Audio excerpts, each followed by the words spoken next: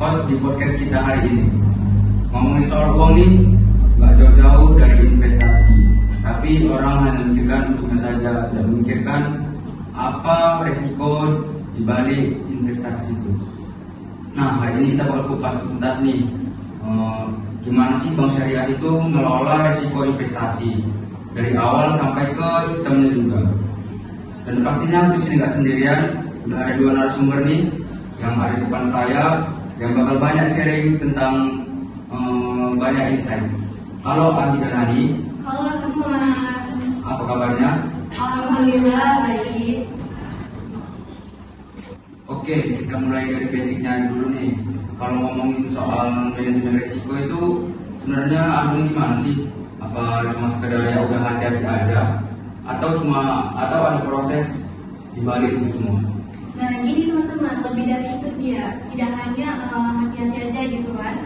Nah di manajemen risiko ini kita memiliki 4 pilar utama. Yang pertama itu ada identifikasi. Nah di sini kita cari tahu dulu nih apa sih potensi bahayanya tadi ada di mana gitu. Nah yang kedua itu ada pengukuran. Di sini kita mengukur seberapa besar sih bentuk bahayanya itu kalau terjadi. Nah dalam pengukuran ini biasanya kita menggunakan data ataupun angka. Nah yang ketiga ini ada pemantauan. Di sini kita diawasi nih secara real time gitu, secara tepat waktu. Nah yang terakhir ataupun yang keempat ini sistem informasi. Jadi inilah otaknya nih teman-teman. Jadi kalau misalnya sistem informasi ini semua datanya dikumpulkan dalam sistem agar pengambilan keputusan yang tadi cepat dan akurat. Nah iya benar sekali teman-teman. Jadi di bank sistem informasi ini sangat krusial.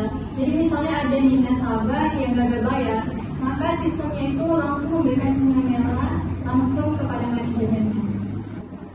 Nah, ini yang bikin orang salah paham. Banyak yang ngira bank syariah itu sama aja kayak bank biasa. Padahal kalau dilihat dari sisi risikonya itu pembiayaan ternyata beda banget ya. Nah jadi gini teman-teman, jelas beda dong gitu kan. Di bank syariah itu risikonya makan pada akadnya.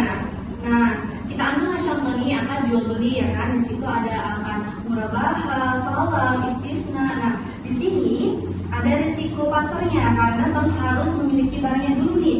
Nah kalau tiba-tiba harga barangnya tadi jatuh sebelum diserahkan ke nasabah, itulah risiko untuk banknya tadi teman-teman. Belum lagi ada akad namanya akad ijarah atau sewa. Jadi bank ini memiliki tanggung jawab atas aset yang disewakan kepada nasabah.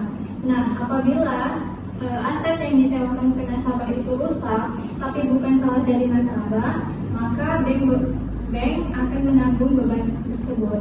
Nah, kalau dilihat dari perbedaannya di bank konvensional, itu dapat dilihat bahwa di bank konvensional mereka tidak memikirkan aset yang disewakan kepada nasabah. Mereka hanya mengutamakan uang dan juga bunganya saja. Oke, sekarang kita masuk ke bagian yang paling menarik di investasi. Kalau di bank syariah itu kan bank itu bukan cuma sekedar dana, tapi juga ikut jadi partner dalam bisnis ya. Nah, tepat sekali nih Vicky. Inilah yang disebut dengan equity financing melalui akad murabahah atau bagi hasil dan musyarakah atau syirkah tadi. Di bank ini bertindak sebagai investornya gitu. Kalau gitu risiko juga lebih gede dong. Tentu, karena ini bentuknya investasi, jadi risikonya itu capital loss.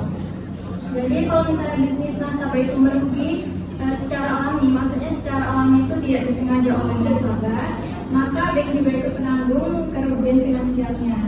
Kemudian ini sangat berbeda dengan kredit di bank konvensional yang bunganya harus tetap dibayar meskipun nasabah itu mengalami kerugian. Nah itu ya teman-teman, jadi itulah kenapa proses identifikasi di awal tadi itu sangat ketat gitu ya.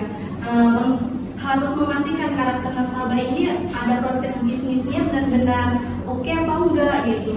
Karena bank dan nasabah berada di kapal yang sama gitu ya. Nah, dengan risiko yang cukup kompleks kayak gitu, bank syariah mengontrolnya gimana sih biar tetap aman? Nah, disinilah peran sistem informasi manajemen risiko.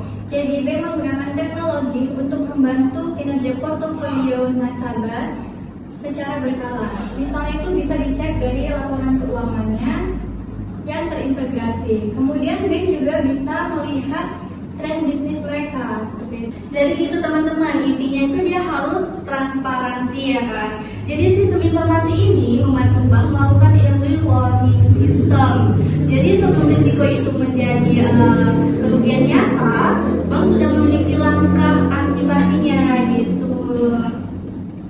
Wah, seru banget nih pembahasannya. Jadi makin terbuka ya. Ternyata bank syariah itu bukan cuma tempat untuk simpan atau pinjam uang aja, tapi juga jadi partner bisnis yang benar-benar untuk mengelola risiko bareng nasabah. Terima kasih banyak untuk Anggi dan Hani atas banyak insight yang sudah diberikan. Dan buat teman-teman yang udah dengerin sampai akhir, terima kasih juga. Aku Vicky Febima pamit undur diri. Sampai ketemu di podcast selanjutnya. Ingat, investasi boleh cuan, tapi manajemen risiko jangan dilupakan. Ayo teman-teman, bagi investasilah di bank syariah. Bukan hanya mendapat keuntungan saja, yang penting bebas dari riba.